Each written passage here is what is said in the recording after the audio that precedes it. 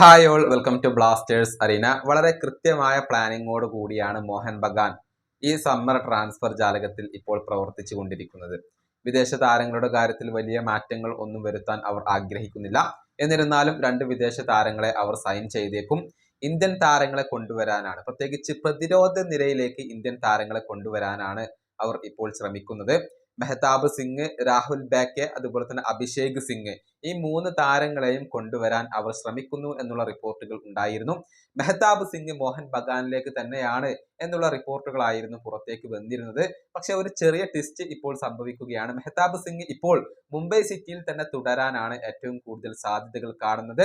ആശിഷ് നേഗിയാണ് ഇക്കാര്യം റിപ്പോർട്ട് ചെയ്തിട്ടുള്ളത്.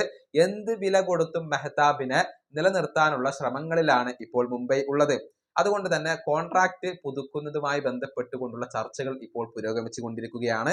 സാലറിയുടെ കാര്യത്തിലൊക്കെ രണ്ട് പാർട്ടികളും തമ്മിൽ ധാരണയിൽ എത്തിയിട്ടുണ്ട്. ഇനിയിപ്പോ ആ ഒരു കോൺട്രാക്ടിന്റെ ലെങ്ത്തിന്റെ കാര്യത്തിൽ മാത്രമാണ് സംശയങ്ങൾ നിലനിൽക്കുന്നത്.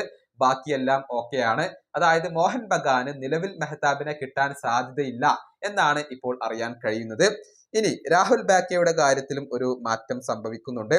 അതായത് ഈസ്റ്റ് ബംഗാളും മോഹൻ ബഗാനും ഈ താരത്തിന് വേണ്ടി ശ്രമിക്കുന്നുണ്ട്. പ്രത്യേകിച്ച് ഈസ്റ്റ് ബംഗാൾ വലിയ പണം എറിഞ്ഞുകൊണ്ട് അദ്ദേഹത്തെ സ്വന്തമാക്കാൻ വേണ്ടി ശ്രമിക്കുന്നുണ്ട്. പക്ഷെ ബംഗളൂരു FC ആ ചർച്ചകളുമായി ബന്ധപ്പെട്ട പോളിസി ഇപ്പോൾ വളരെയധികം കടുപ്പിച്ചു എന്നാണ് ആശിഷ് നേഗി പറഞ്ഞിട്ടുള്ളത്.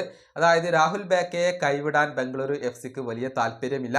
ഇനി അങ്ങനെ കൈവിടുകയാണെങ്കിൽ തന്നെ വലിയ ഒരു തുക അദ്ദേഹത്തിന് വേണ്ടി ചിലവഴിക്കേണ്ടി വരും എന്നുള്ളതാണ്. അങ്ങനെ എളുപ്പത്തിൽ വിട്ടു നൽകാൻ ഉദ്ദേശിക്കുന്നില്ല. അതായത് രാഹുൽ ബാക്കയെ സ്വന്തമാക്കുക എന്നുള്ളത് മോഹൻ ബഗാനെ സംബന്ധിച്ചിടത്തോളം, ഈസ്റ്റ് ബംഗാളിനെ സംബന്ധിച്ചിടത്തോളം ഒരല്പം ബുദ്ധിമുട്ടുള്ള കാര്യമായിരിക്കും. ഈ വീഡിയോ അവസാനിപ്പിക്കുന്നു. അടുത്തൊരു വീഡിയോ കൊണ്ടും കാണാം.